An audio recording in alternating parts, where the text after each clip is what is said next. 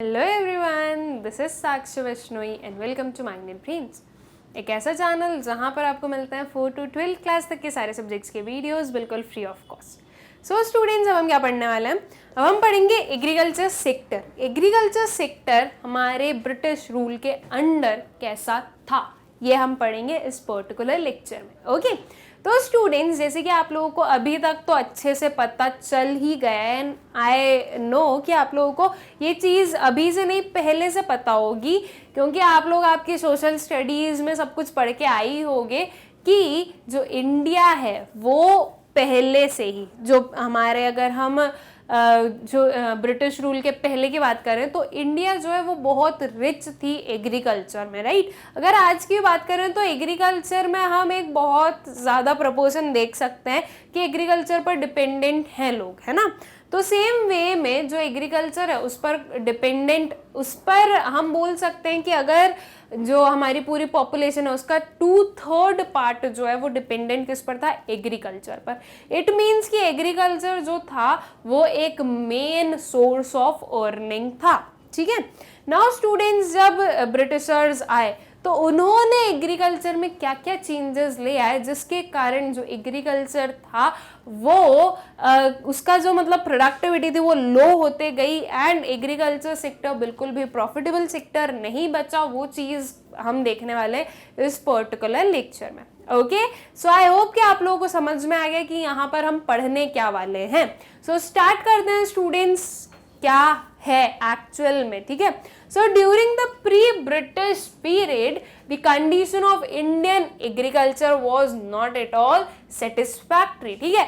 Pre British period की बात करें तो सेटिस्फैक्ट्री नहीं थी, ऑब्वियस सी चीजें सेटिस्फैक्ट्री नहीं थी। भले ही ये था कि आपकी 2/3 पॉपुलेशन डिपेंडेंट थी एग्रीकल्चर पर, लेकिन फिर भी जो लोग हैं वो सिर्फ क्या कर पा रहे थे, वो एक मेन सोर्स ऑफ अर्निंग तो था, लेकिन फिर भी उससे बहुत ज्यादा lump sum amount of profit earn नहीं कर पा रहे थे।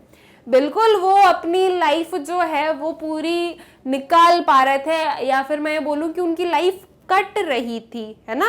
जैसे तैसे जो था वो अच्छे से खुश थे। ये जरूर मैं बोलूंगी कि प्रॉफिट वो बहुत ज्यादा अर्न नहीं कर रहे थे, लेकिन फिर भी वो इतना तो कमा लेते थे कि वो खुद खा भी सकें और जो उनके कुछ कुछ एक्सपेंसेस हैं वो भी पूरे कंप्लीट कर सकें, ठीक है।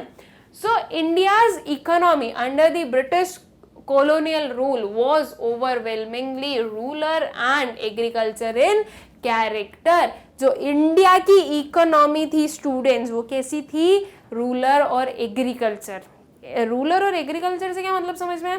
देखो, आज भी अगर मैं एक चीज आप लोगों को बताऊं तो जैसे ही मैंने एग्रीकल्चर बोला, आपके सबसे पहले माइंड में क्या आया कि ये रूरल सेक्टर है, राइट। कोई ये बोलता है कि अर्बन सेक्टर में एग्रीकल्चर है, या कोई ये बोलता है कि बहुत ज़्यादा जो पढ़े लिखे हैं वो एग्रीकल्चर को बिलोंग करते हैं, एग्रीकल्चर सेक्टर को बिलोंग करते हैं? बोलता है क्या कोई? नहीं बोलते हैं। अगर ये बोला जाता है कि अच्छा किसान हो आप या किसान के बच्चे हो आप, तो आपको ये समझा जाता है कि आपका जो पूरा ब्रॉटअप है वो कैसे हुआ होगा कि आप एक विलेज से आए हो, वहाँ के रहन सहन से आए हो और आप एक सिटी या कहीं पर भी आ गए हो, ठीक है। ये नेम सुनकर ही ये लगता है, राइट, फार्मर है भाई। कोई कोई तो किसी को बड़ा अच्छा लगता है सुन के कि अच्छा फार्मर फैमिली को ये लोग बिलोंग करते हैं, किसी को लगता है फार्मर है, राइट। इन्हें क्या पता होगा इनकी क्या स्टैंडर्ड ऑफ लिविंग होगी, दोनों चीजें हो सकती है। तो स्टूडेंट्स, अगर मैं आज की ही बात करूं तो जैसे अभी मैंने इतने एग्जाम्पल दिए, ये आप लोगों को लगता है, लेकिन एक्चुअल में ऐसा हो ये जरूरी नहीं होता है। एग्रीकल्चर सेक्टर को बिलोंग करने वाले जो लोग होते हैं वो बहुत ज़्यादा शाइन भी करते हैं हमारी जो कंट्री है उसमें। और ऐसा कुछ नहीं है कि जो एग्रीकल्चर सेक्टर को बिलोंग करते हैं, जो फार्मर्स हैं, उनकी इनकम बहुत कम हो या वो बहुत ही मैं बोलूँ कि पॉवर्टी में रहते हो। ऐसी चीज़ बिल्कुल भी नहीं है। बहुत रिच लोग भी मिलेंगे आपको एग्रीकल्चर में।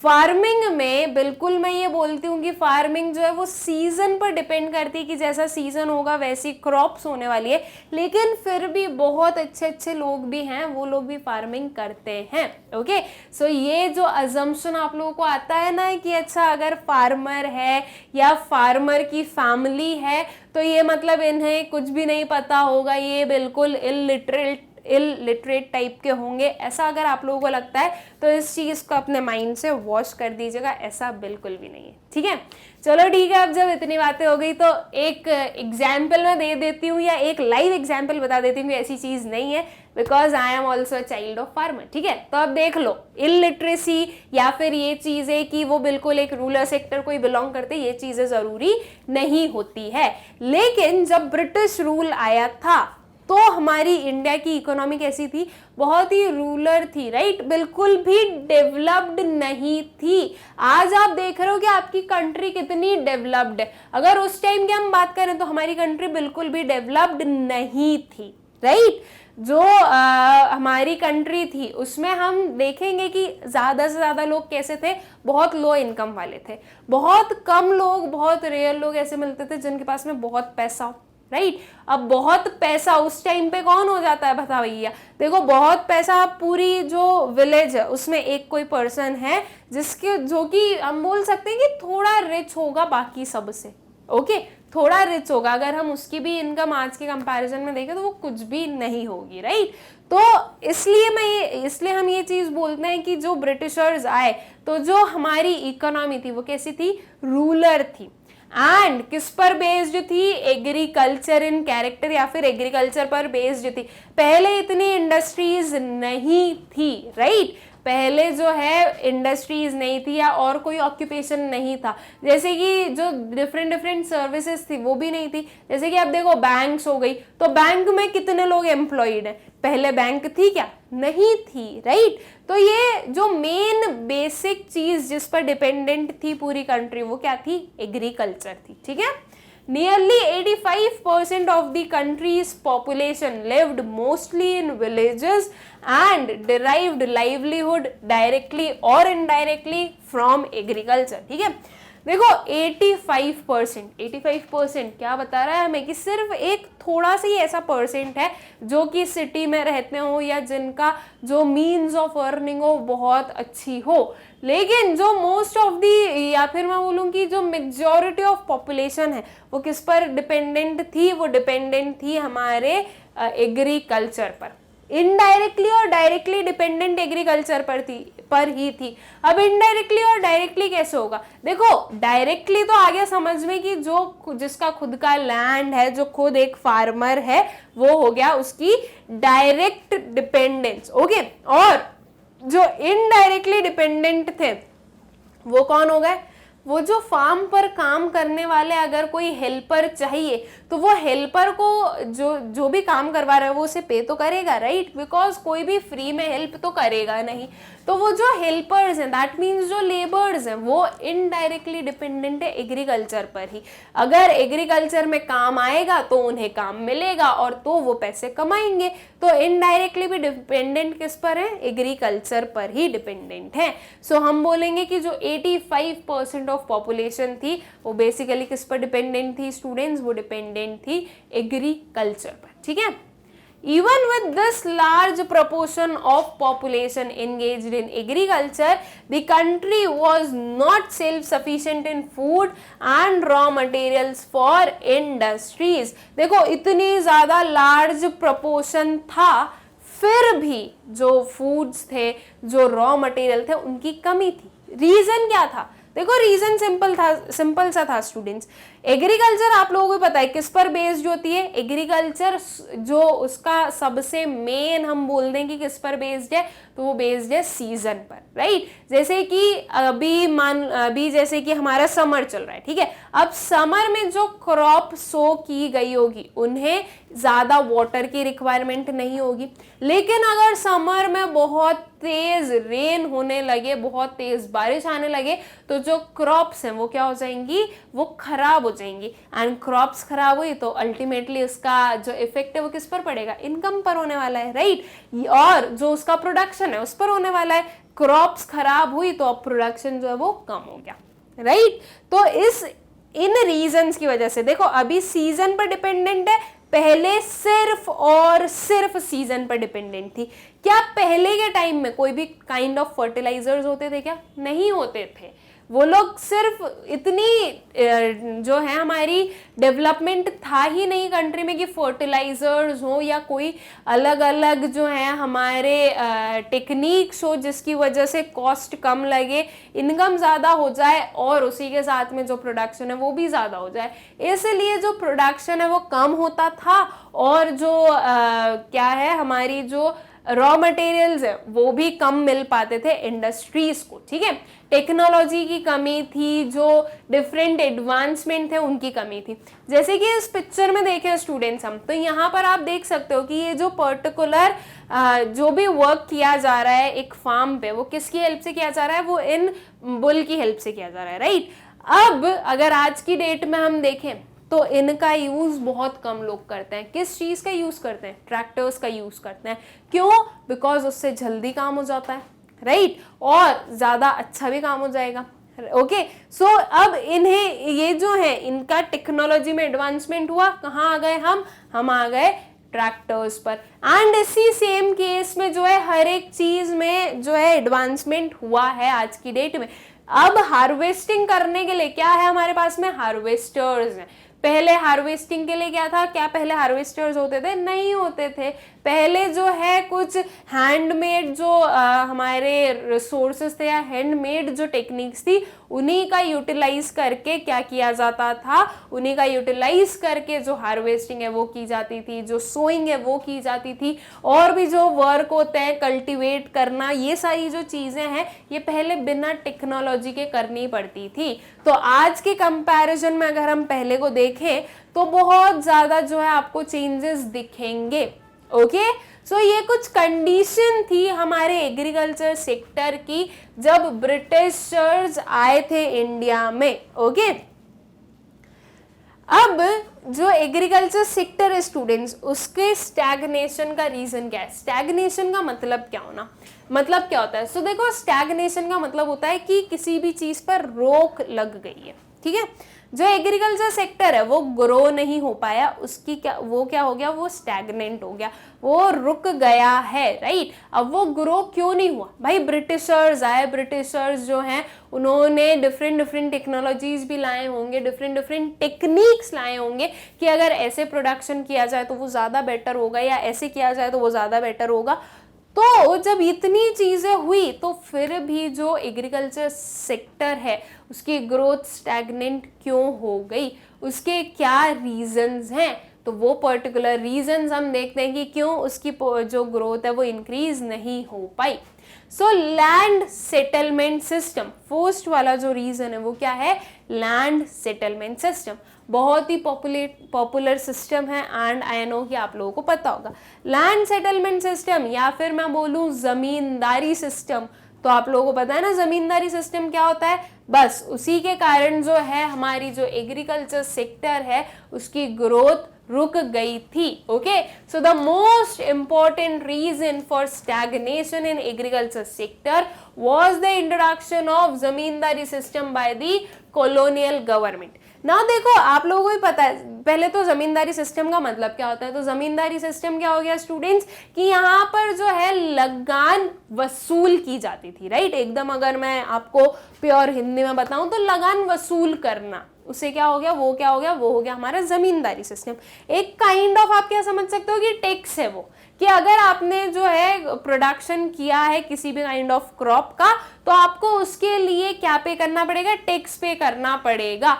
किसे पे करोगे? आप पे करोगे एक जमींदार को, और जमींदार जो अल्टीमेटली वो जो अमाउंट है वो किसके पास लेके जाएगा? एक ब्रिटिश रूलर के पास में लेके जाने वाला है, राइट।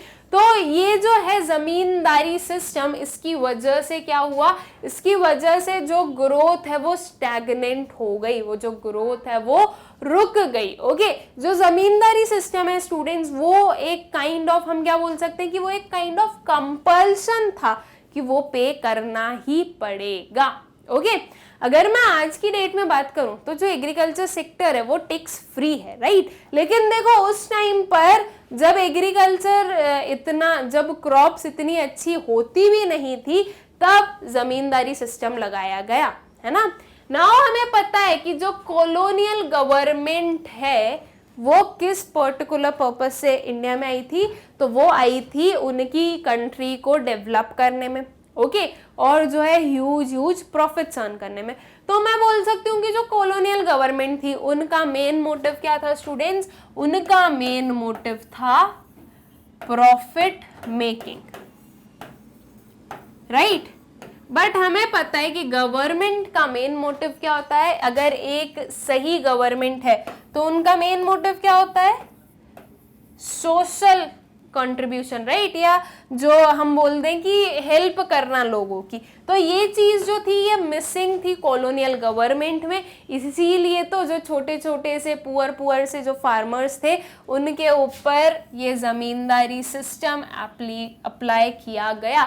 जिनके खुद के पास में पैसे नहीं बच रहे हैं उन्हें ये भी पे करना पड़ेगा, क्यों, बिकॉज वो प्रोडक्शन कर रहे हैं, राइट। ये जो पर्टिकुलर इमेज है स्टूडेंट्स, ये हमें जो जमींदारी सिस्टम है उसका एक जो है ग्लिम्स या एक पिक्चर दिखा रही है कि ऐसा होता है, राइट। ये देखो यहाँ पर हम देख सकते हैं ये दो जो ऑफिसर्स हमें दिख रहे हैं ये ले रहे हैं भाई इन लोगों से क्या, जो अमाउंट है, जो उनकी लगान है वो ले रहे हैं, राइट। एंड ये जो बाकी के विलेजर्स हैं वो भी साथ में बैठे हैं बिकॉज उनकी भी टर्न आएगी और उन्हें भी सब कुछ जो है वो पे करना पड़ेगा, राइट।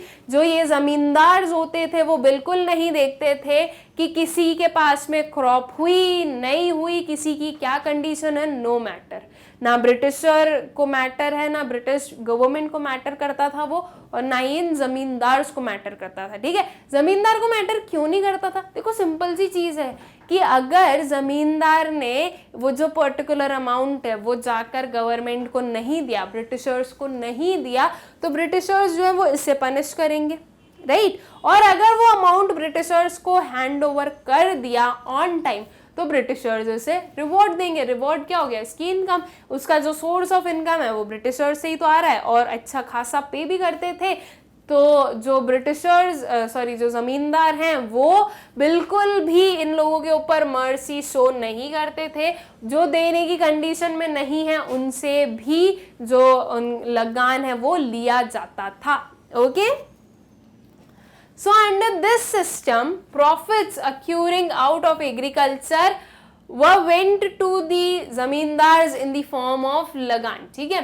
इस पर्टिकुलर सिस्टम में क्या हुआ, जो प्रॉफिट्स थे जो कि एग्रीकल्चर सेक्टर से मिल रहे थे वो कहाँ गए, वो गए जमींदार्स के पास में, किस फॉर्म में, लगान के फॉर्म में, ठीक है।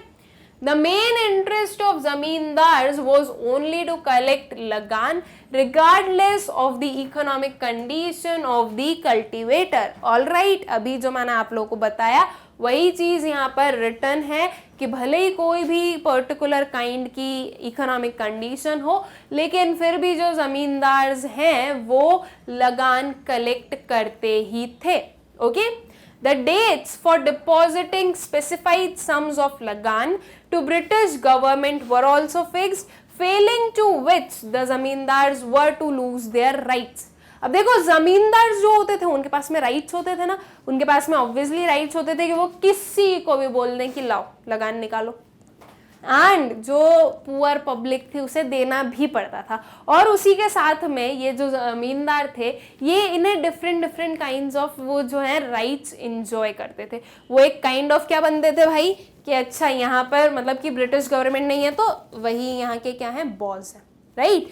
कोई भी एक पर्टिकुलर ब्रिटिश लीडर नहीं है तो वही यहाँ के क्या है, बॉस है। जो लीडर्स होते हैं वो जमींदार्स अपॉइंट कर देते हैं और जो जमींदार्स होते हैं वो उनके बिहाफ में पूरे विलेज को संभालते हैं इन द सेंस कैसे कि जो ब्रिटिशर चाहते हैं वैसा वो काम करें, ये चीज देखते थे, राइट। तो ये जो सारे राइट्स हैं ये क्या हो जाते हैं, ये डिबॉलिश किए जा सकते थे अगर जो जमींदार हैं वो ब्रिटिशर्स को टाइम पर लगान पे ना करे। तो जैसे जमींदार जो है वो आता था, वो एक पर्टिकुलर डे को आता था सबसे लगान कलेक्ट करने, वैसे ही जो पर्टिकुलर हमारे जो भी ब्रिटिशर्स होंगे या उनके जो टॉप वाले थे वो जमींदार से कलेक्ट करने आते थे, ठीक है।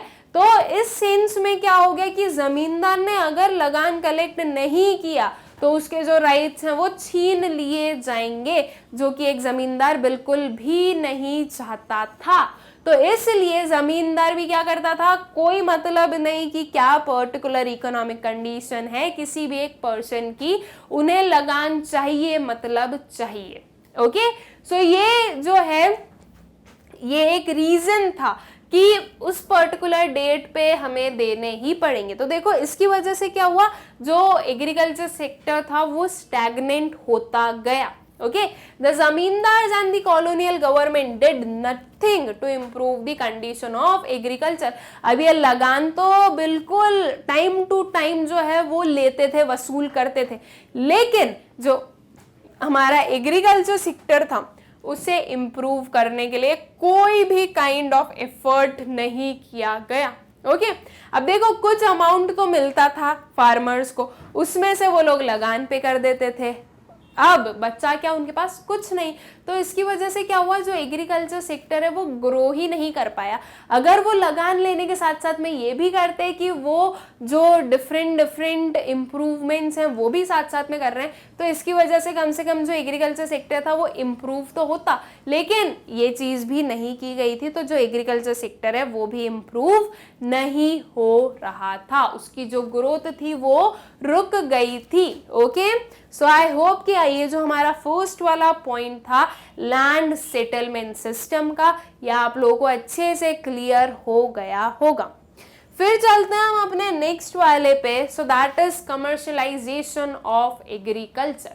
नाउ कमर्शियलाइजेशन का मतलब क्या होता है स्टूडेंट्स, अगर मैं कमर्शियलाइजेशन को हिंदी में बोलूं तो वो होता है व्यापारीकरण, ठीक है। सो कमर्शियलाइजेशन ऑफ एग्रीकल्चर, जो एग्रीकल्चर था उसका कमर्शियलाइजेशन कर दिया गया। अगर कमर्शियलाइजेशन अब क्या हुआ, अगर हिंदी में गेस की शायद समझ में ना आया होगा तो इसे हम थोड़ा सेंटेंस में समझाती हूँ मैं आप लोगों को। कमर्शियलाइजेशन का मतलब होता है स्टूडेंट्स कोई भी एक न्यू प्रोडक्ट को मार्केट में लेके आना ताकि उसे हम सेल कर सकें, ठीक है। नाउ आई होप कि आप लोगों को समझ में आ गया होगा कि क्या होता है।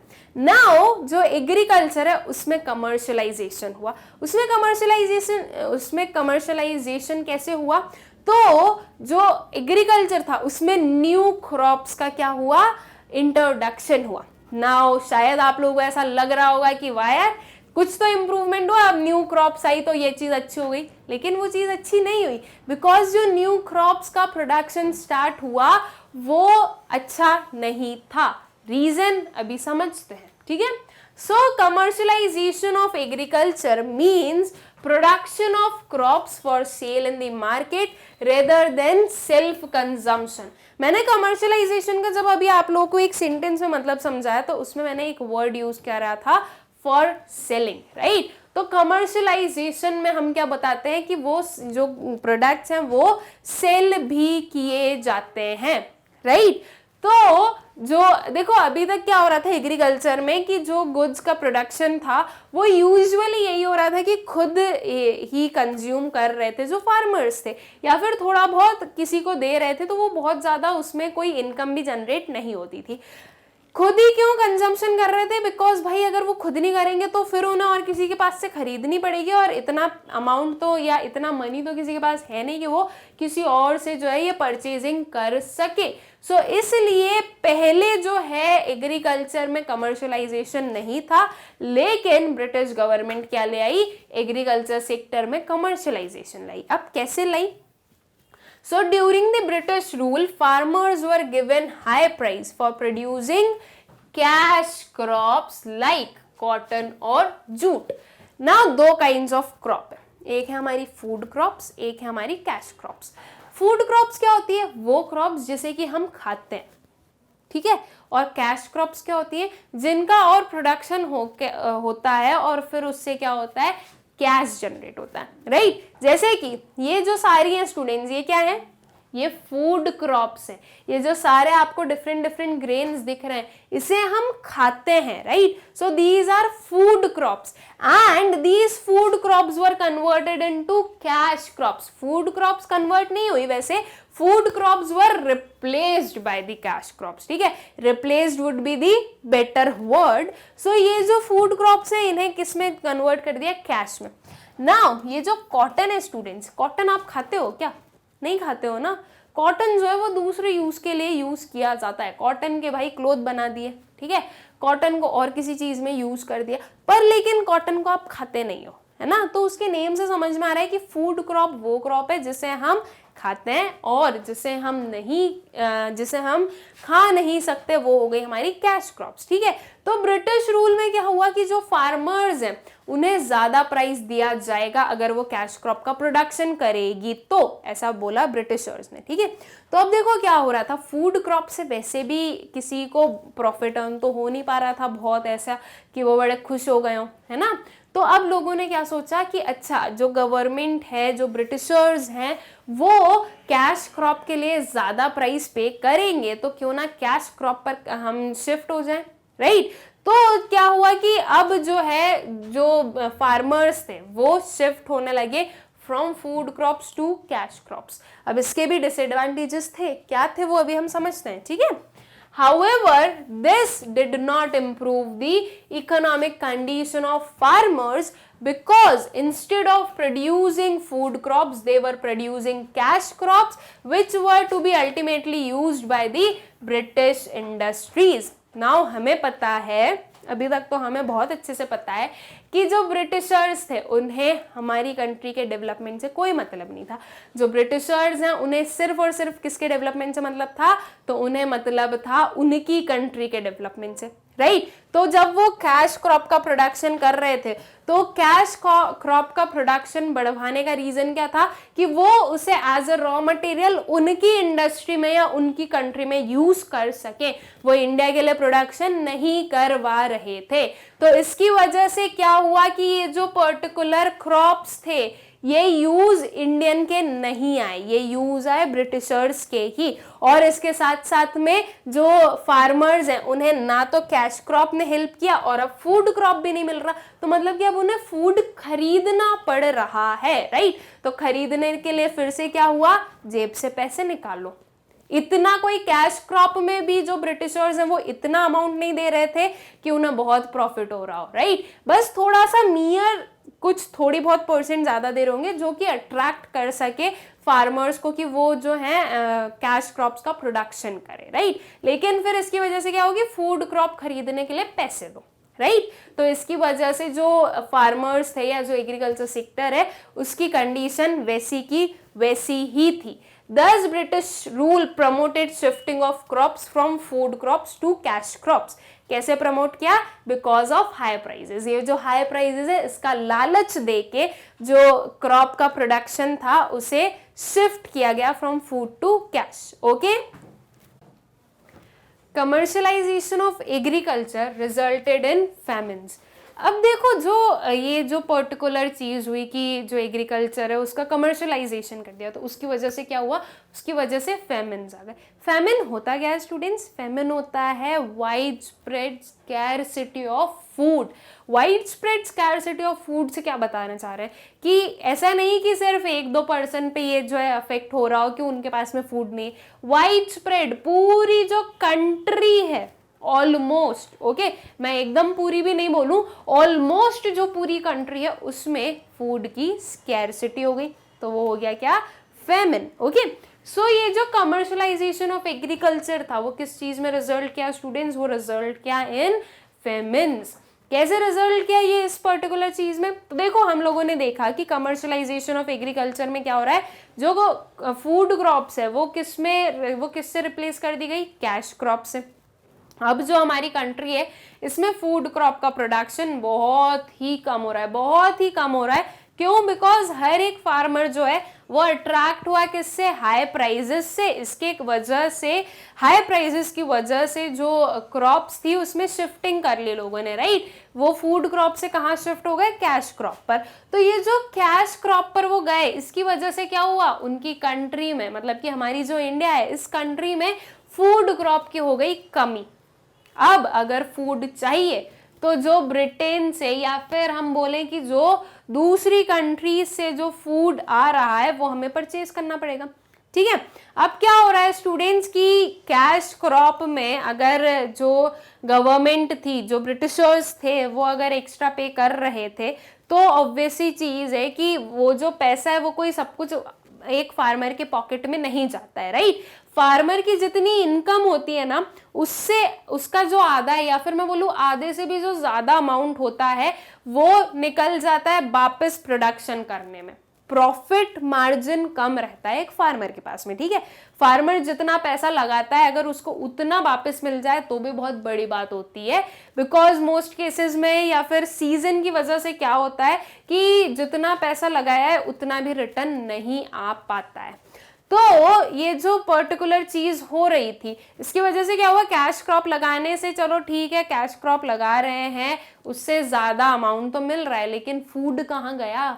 अब फूड के लिए इतना पैसा कहाँ से लाए भाई? जो मनी है वो वापस प्रोडक्शन में भी तो यूज करना है, तो इतना मनी लाए कहाँ से? तो इसकी वजह से क्या हुआ, जब हमारी खुद की कंट्री के जो फूड थी उसमें अगर कमी आ गई, उसमें स्कैरसिटी आ गई, तो इसकी वजह से वाइड स्प्रेड हमें क्या देखने को मिला? Food scarcity, that is famine. Okay, and this was not a favourable situation. Obvious सी चीज है कि ये जो पर्टिकुलर है ये क्यों फेवरेबल होगी, राइट? सो फेमाइन आए तो ये चीज क्या हुई? एक डिसएडवांटेज। ये पिक्चर्स आप देख सकते हो, ये क्या है? ये क्या शो कर रही है? ये शो कर रही है आपको फेमाइन, कि लोगों के पास में खाने के लिए कुछ है नहीं, तो उनकी जो हेल्थ है वो देखिए आप, राइट? सो ये एक काइंड ऑफ क्या था? ये एक काइंड ऑफ डिसएडवांटेज था कैश क्रॉप जो है वो प्रोड्यूस करने का। Okay, so during the British rule, agriculture was commercialized to cater to the needs of British industries for necessary raw materials, right? ये जो conversion हुआ वो raw materials में use हो रहा है ब्रिटिशर्स के। The British industrialists were always in need of raw material like cotton, jute, groundnut, sugarcane, etc. to keep their factories running। ये कुछ हमारे क्या है? रॉ मटेरियल्स हैं जो कि ब्रिटिशर्स को या ब्रिटिश इंडस्ट्रीज को हमेशा चाहिए होते थे ताकि उनकी जो प्रोडक्शन है वो चलती रहे। Okay, by offering high prices the Indian peasants were attracted to the production of commercial crops instead of food crops, ठीक है? अब कमर्शियल क्रॉप्स का जो है वो प्रोडक्शन तो कर दिया, लेकिन वो क्रॉप्स जो है वो हमारी इंडिया में यूज भी नहीं हो रहे हैं। ये भी एक बड़ी बात है, राइट? वो जो सारे क्रॉप्स हैं वो हम सेल कर रहे हैं ब्रिटिशर्स को और ब्रिटिशर्स यूज कर रहे हैं उनकी इकोनॉमी के लिए। इंडिया के बारे में कोई नहीं सोच रहा है, राइट? कि इंडिया में लोगों की हालत ये हो रही है तो होने दो, हु केयर्स, राइट? यही तो पर्टिकुलर जो ब्रिटिशर्स हैं उनका एक हम बोल सकते हैं कि एक पूरा देखने का नजरिया था कि हु केयर्स। बस इसी की वजह से जो है हमारी जो कंट्री है उसमें बहुत ज्यादा हम देखते हैं कि बहुत पीछे चली गई बिकॉज ऑफ ब्रिटिशर्स, ठीक है? अब ये जो पर्टिकुलर कैश क्रॉप का प्रोडक्शन हो रहा था, अगर वो इंडिया में यूज होता तो उससे भी प्रॉफिट अर्न किया जा सकता था कि अच्छा इंडिया में हो रहा है, वो जो प्रोडक्ट्स हैं वो इंडिया के इंडिया में ही है, तो वो जो न्यू प्रोडक्ट्स जो रॉ मटेरियल से फिनिश प्रोडक्ट्स मिल रहे हैं वो भी यहीं के हैं, तो हम उन्हें यूज कर सकते हैं। लेकिन अब वो भी कहाँ जा रहे हैं? बाहर, और बाहर से एक्सपोर्ट होना ये चीज फिर से जो प्राइजेस हैं उन्हें बहुत ज्यादा हाई कर देती है, जो कि अफोर्डेबल नहीं था किसी भी एक फार्मर के लिए। किसी भी एक, मैं बोलूं farmer would not be correct word, अगर मैं बोलूं कि जो पुअर पब्लिक थी, हमारी जो पुअर लोग थे, उनके लिए ये सिचुएशन बिल्कुल भी फेवरेबल नहीं थी कि जो गुड्स हैं वो जा रहे हैं बाहर, ओके? मतलब कि जो ब्रिटिशर्स की कंट्री वहां से, और फिर वो वापस आ रहे हैं इंडिया में as in the form of imports, right? India के लिए तो वो इम्पोर्ट्स हुए, तो ये जो इम्पोर्टेड गुड्स है उन्हें परचेज करने में क्या है ना, हालत खराब हो जाती थी। Okay, The extent of commercial agriculture went so far as to make many peasants purchase their food requirements from shops and towns. ठीक है, अब देखो ये जो खुद फार्मर है, जो कि खुद कुछ टाइम पहले तक ये गुड्स प्रोड्यूस करता था, जिसे कभी भी शॉप पर नहीं जाना पड़ता था उन पर्टिकुलर क्रॉप्स को या उन पर्टिकुलर क्रॉप से बनने वाले आइटम्स को परचेज करने के लिए, आज वही फार्मर को क्या करना पड़ रहा है, शॉप्स पर जाना पड़ रहा है, बिकॉज वो खुद इस चीज को प्रोड्यूस नहीं कर रहे हैं. Right? The fall in production of food crops was responsible for frequent famines in India during the British days. Right? किस चीज में प्रोडक्शन, किस चीज के फॉल में students, production of food crops. अगर फूड क्रॉप्स होते रहती तो यहीं के यहीं वो जो है कंज्यूम करते रहते और सेल होती रहती. ऐसा केस नहीं आता है कि वो हमें इंपोर्ट कर कर बुलवानी पड़ रही है.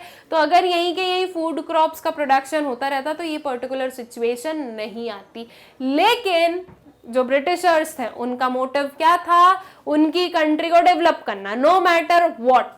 राइट? तो उन्होंने वही किया, उन्होंने जो है इंडिया के बारे में नहीं सोचा, उन्होंने सिर्फ उनके बारे में सोचा. और इंडियन लोगों के पास में क्या रह गया, famine. Okay, so I hope कि ये जो पर्टिकुलर हमारा पॉइंट था कमर्शलाइजेशन ऑफ एग्रीकल्चर, इसने कैसे रोका हमारा जो एग्रीकल्चर है उसकी ग्रोथ को, आई होप कि आप लोगों को समझ में आ गया होगा. ओके, फिर चलते हैं स्टूडेंट्स, हमारा जो नेक्स्ट वाला पॉइंट है that is low level of productivity. जो प्रोडक्टिविटी है उसमें लो लेवल क्यों है प्रोडक्टिविटी का? देखो स्टूडेंट्स, ये चीज मैंने अभी थोड़ी देर पहले भी आप लोगों को बताई कि पहले जो टेक्नोलॉजीज थी, जो टेक्निक्स थी, वो इतनी एडवांस नहीं थी जितनी आज है. राइट? आज की डेट में फर्टिलाइजर्स का यूज कर लिया जाता है, और भी जो डिफरेंट चीजें होती हैं, जो डिफरेंट टेक्नोलॉजीज हैं, उनका यूज कर लिया जाता है एक फार्मर के थ्रू. तो उनकी जो क्रॉप्स हैं वो थोड़ी ज्यादा अच्छी होती है as compare to previous days. अब पहले तो भाई कोई टेक्नोलॉजी नहीं थी, कोई फर्टिलाइजर्स नहीं थे, कुछ भी नहीं था. और ऐसा भी नहीं कि कोई डिफरेंट काइंड्स ऑफ वेराइटी आती हो क्रॉप में, ये चीज भी नहीं थी. आज की डेट में अगर आप देखो ना, अगर आपको ऐसे अगर कभी नॉलेज के लिए भी अगर जाना हो ना, एक रिसर्च करने के लिए, तो उस पर्टिकुलर शॉप पर जाना जो कि सीड्स सेल करते हैं फार्मर्स को फॉर फर्दर प्रोडक्शन. राइट? तो वहां पर आपको डिफरेंट काइंड्स ऑफ सीड्स मिलेंगे. अगर मैं बोलूं सोयाबीन, ठीक है, तो सोयाबीन की आपको डिफरेंट वेराइटीज मिल जाएगी. कोई सी वेराइटी है, फिर कुछ वेराइटी है, फिर कुछ वेराइटी है, मतलब कि डिफरेंट काइंड. उन सारी वेराइटीज में कुछ ना कुछ डिफरेंट होता है. ठीक है?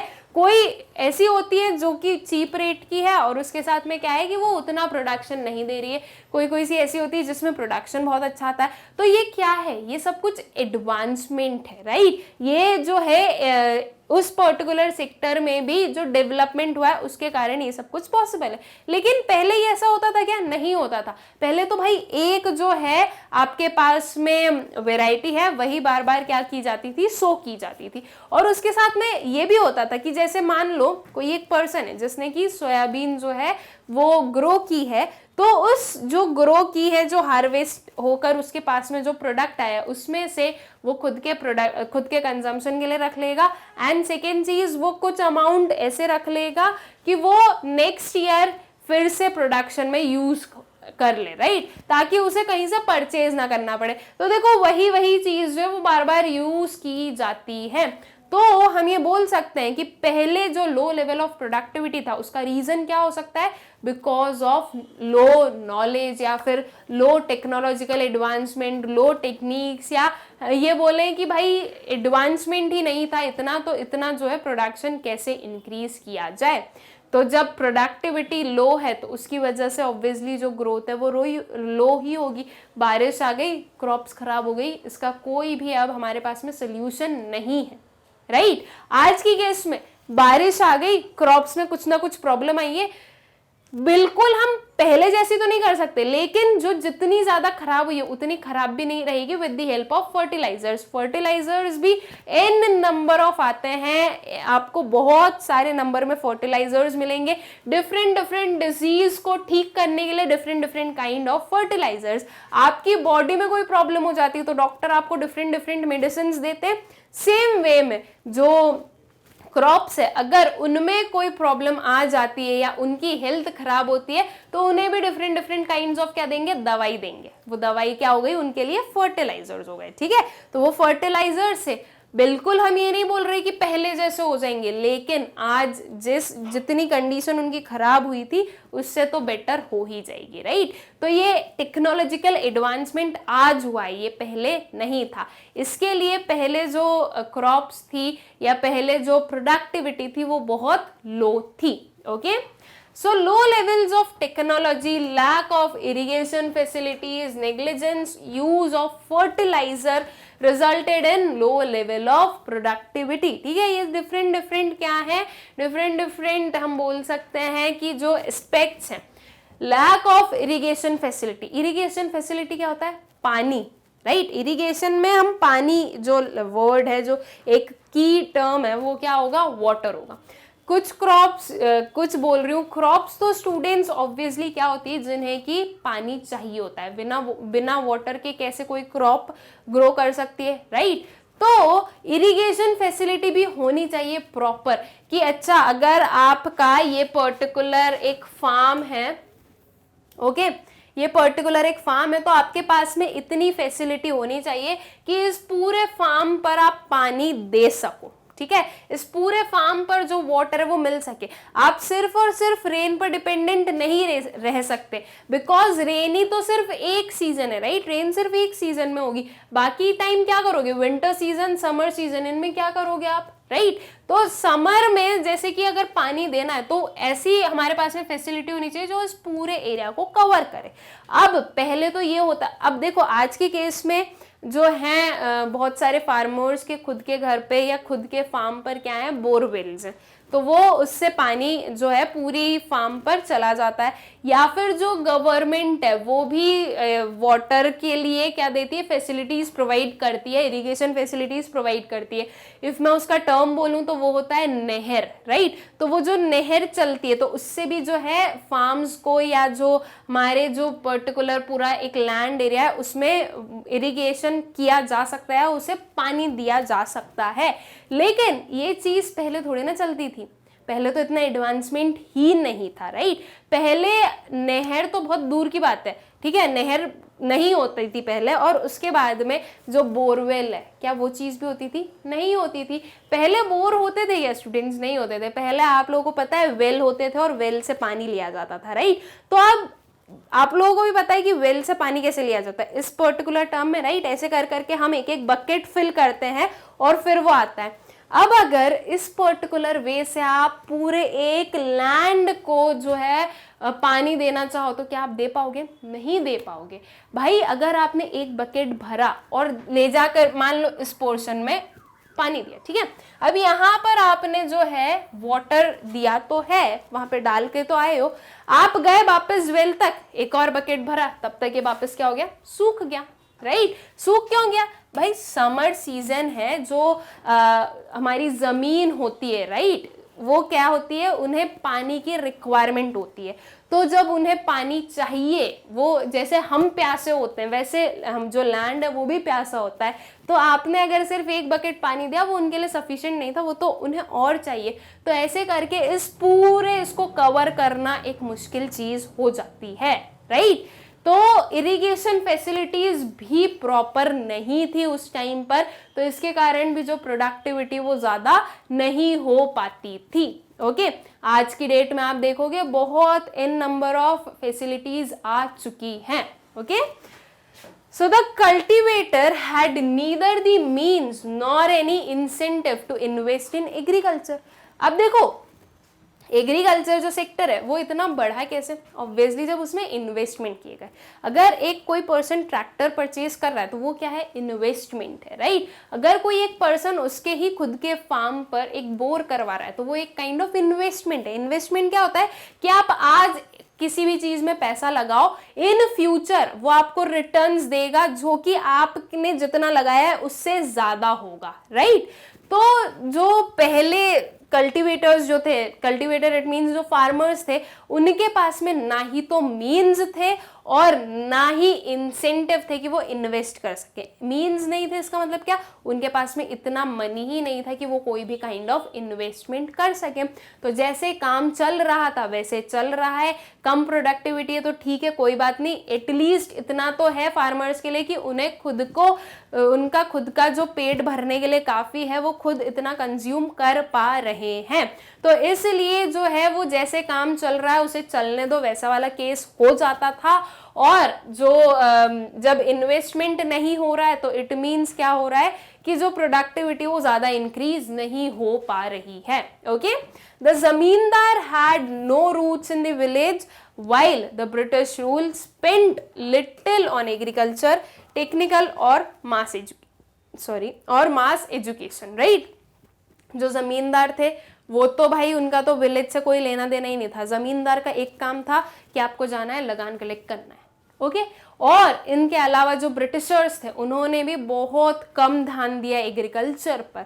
उन्होंने क्यों कम ध्यान दिया? उन्हें क्या करना, उन्हें तो जितना प्रोडक्शन मिल रहा है उनके लिए उतना काफी था। उन्हें पता था अगर वो इतना अमाउंट इधर लगाएंगे तो फालतू में क्या होना है कि उनके हिसाब से फालतू का वेस्टेज होगा वो। लेकिन अगर वो यहाँ पर एग्रीकल्चर सेक्टर को डेवलप करने में हेल्प करते तो वो बहुत ज़्यादा जो है एग्रीकल्चर सेक्टर बहुत ज़्यादा उसमें डेवलपमेंट हो सकता था। Okay, all this made it difficult to introduce modern technology which caused a perpetually low level of productivity. ठीक है, अब मॉडर्न टेक्नोलॉजी का इंट्रोडक्शन डिफिकल्ट हो गया, मतलब कि मॉडर्न टेक्नोलॉजी आ नहीं पाई, तो इसके कारण जो प्रोडक्टिविटी है वो क्या रही? वो लो रही। ठीक है, प्रोडक्टिविटी लो है तो इसका मतलब कि सिंपल सी चीज क्या हो रही है कि जो ग्रोथ है वो उतनी नहीं हो रही है। ओके, सो आई होप कि ये जो लो लेवल ऑफ प्रोडक्टिविटी है ये आप लोगों को अच्छे से समझ में आ गया होगा। ओके, तो फिर चलते हैं स्टूडेंट्स हमारे नेक्स्ट वाले पॉइंट पर, that is scarcity of investment. अभी जो स्कैरसिटी ऑफ इन्वेस्टमेंट है ये एक पॉइंट जो है हम बोल सकते हैं, अभी हमने किसमें देखा? लो लेवल ऑफ प्रोडक्टिविटी में, कि जो इन्वेस्टमेंट था वो कम होता था। जो फार्मर्स थे वो तो खुद उनके पास में इतना मीन्स नहीं था कि वो इन्वेस्ट कर सके, और उन्हें किसी काइंड ऑफ इंसेंटिव भी प्रोवाइड नहीं किया जाता था कि वो जो है इन्वेस्टमेंट कर सके। इंसेंटिव क्या हो गया? इंसेंटिव जैसे कि देख लो, जो ब्रिटिशर्स थे अगर वो खुद किसी काइंड ऑफ जो है इन्वेस्टमेंट कर देते जिसके कारण एग्रीकल्चर एडवांसमेंट होता, तो वो एक काइंड ऑफ इंसेंटिव हो गया। इंसेंटिव क्या चीज है कि आपको एक काइंड ऑफ हेल्प की जा रही है, राइट? सॉरी, फिर तो बस वही चीज होती है कि हमारा स्कैरसिटी ऑफ इन्वेस्टमेंट में स्कैरसिटी रही, तो इसके कारण जो है जो एग्रीकल्चर है वो उसकी जो ग्रोथ है वो रुकी हुई रही। अगर इन्वेस्टमेंट में स्कैरसिटी नहीं होती, अगर इन्वेस्टमेंट जो है वो स्टार्टिंग से ही अच्छे से किया जाता, तो आज की डेट में जो एग्रीकल्चर है वो तब होता और आज का एग्रीकल्चर सेक्टर बहुत ही ज्यादा हाई लेवल पर होता, राइट? तो ये डिफरेंसेस थे। तब कुछ भी इन्वेस्टमेंट नहीं किया, तब कुछ भी एडवांसमेंट नहीं किया गया, तो इसके कारण जो एग्रीकल्चर ग्रोथ है वो भी नहीं हुई। Okay, so India's agriculture was facing scarcity of investment in terracing food in flood control, ठीक है, flood control and drainage. Although some farmers changed their cropping pattern from food crops to commercial crops, a large section of tenants, small farmers and sharecroppers neither had resources and technology nor had incentives to invest in agriculture.